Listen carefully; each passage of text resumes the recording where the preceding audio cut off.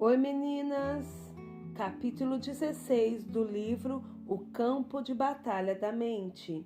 O tema: Meu futuro é determinado pelo meu passado e pelo meu presente. Mentalidade de deserto 1.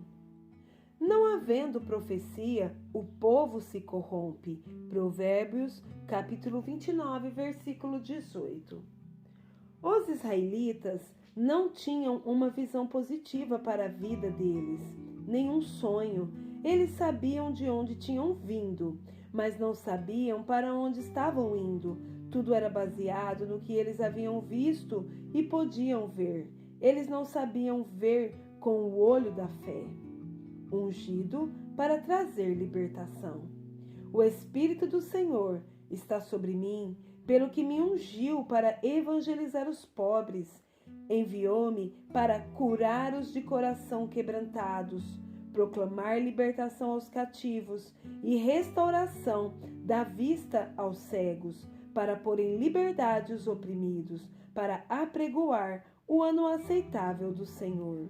Lucas, capítulo 4, versículo 18 e 19. Venho de um passado de abusos. Cresci em um lar disfuncional. Minha infância foi cheia de medo e de tormento. Os especialistas dizem que a personalidade de uma criança é formada nos 5 primeiros anos da sua vida. Minha personalidade era uma desordem. Vivia em simulação atrás de paredes de proteção que eu tinha construído para impedir que as pessoas me ferissem. Eu estava trancando os outros do lado de fora, mas estava também me trancando por dentro.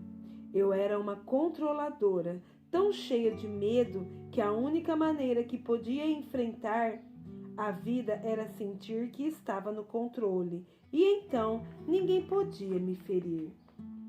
Como jovem adulta, tentando viver para Cristo e seguir o estilo de vida cristão, eu sabia de onde tinha vindo, mas não sabia para onde estava indo. Sentia que meu futuro seria sempre frustrado pelo meu passado. Pensava: como poderia alguém que tem o tipo de passado que tenho estar em algum dia realmente bem?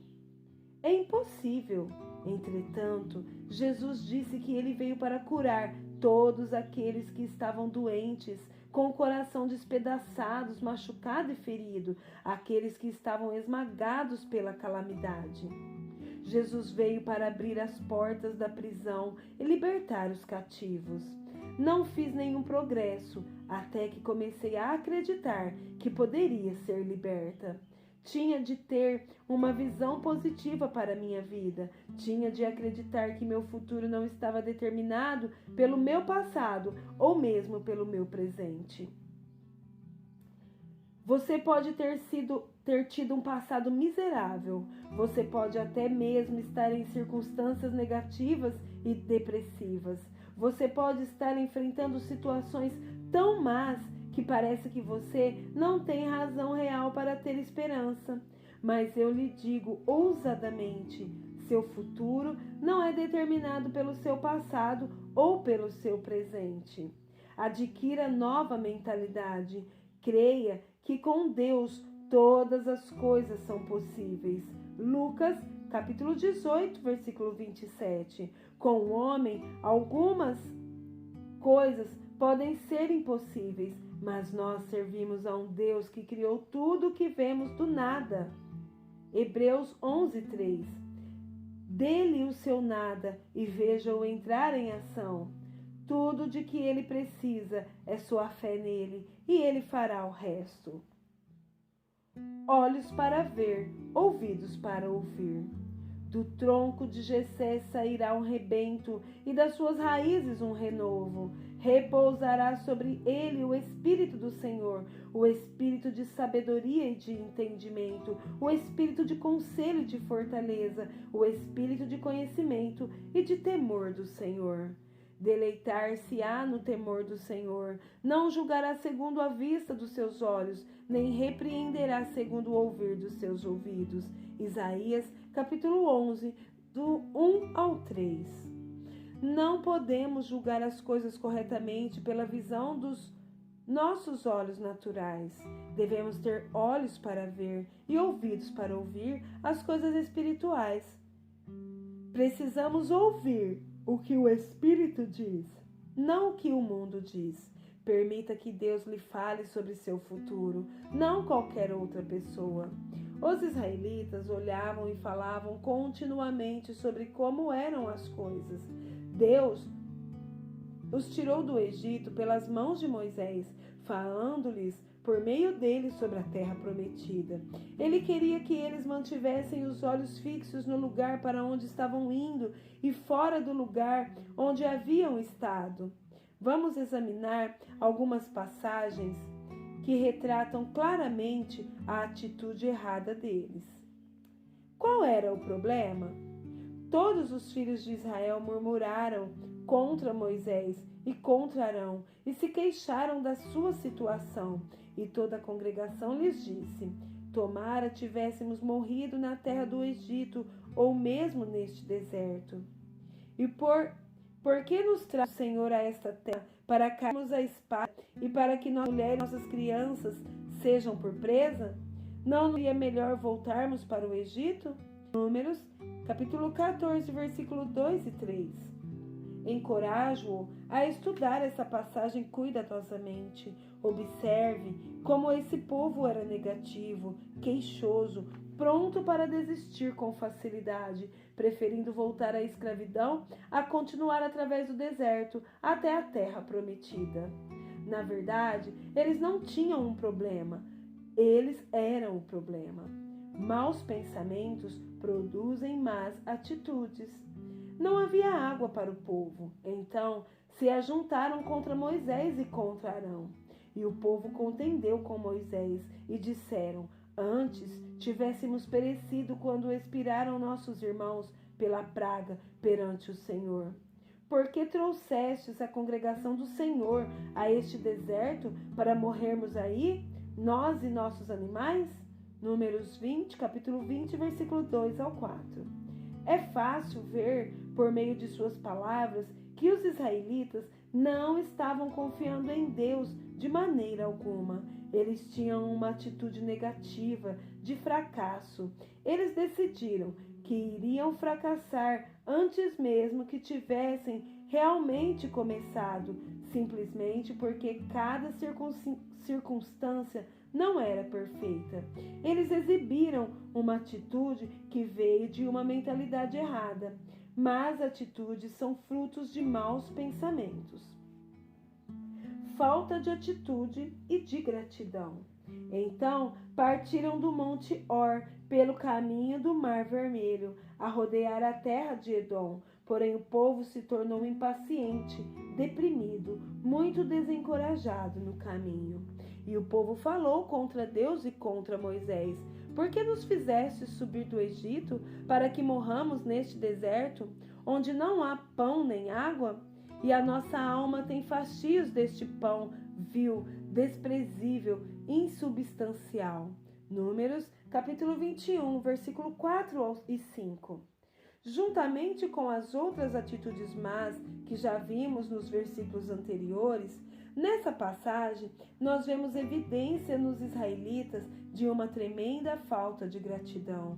Os filhos de Israel simplesmente não poderiam deixar de pensar sobre o lugar de onde tinham vindo e onde haviam ficado por tempo suficientemente longo para chegarem onde eles estavam indo. Teriam ajudado se eles levassem em consideração seu patriarca Abraão. Ele passou por algumas experiências desapontadoras em sua vida, mas não permitiu que elas afetassem seu futuro negativamente. Com contendas não há vida. Houve contenda entre os pastores do gado de Abraão e os pastores do gado de Ló. Nesse tempo, os cananeus e os fariseus habitavam esta terra, tornando mais difícil se obter forragem. Disse Abraão a Ló: não haja contenda entre mim e ti, e entre os meus pastores e os teus pastores, porque somos parentes chegados. Acaso não está diante de ti toda a terra? Peço-te que te apartes de mim. Se fores para a esquerda, irei para a direita. Se fores para a direita, irei para a esquerda. Levantou Ló os olhos e viu toda a campina do Jordão, que era toda bem regada, antes de haver o Senhor destruído Sodoma e Gomorra. Como o jardim do Senhor, como a terra do Egito, como quem vai para Zoar. Então Ló escolheu para si toda a campina do Jordão, e ele partiu para o oriente. Separaram-se um do outro. Gênesis, capítulo 13, versículos 7 ao 11. Abraão conhecia os perigos de viver em luta. Portanto, ele disse a Ló que eles precisavam se separar para andar em amor e assegurar-se de que não haveria luta entre eles no futuro. Abraão permitiu que seu sobrinho escolhesse o vale que queria primeiro. Ló escolheu o melhor, o Vale do Jordão, e eles se separaram. Devemos nos lembrar de que Ló nada tinha até que Abraão o abençoasse.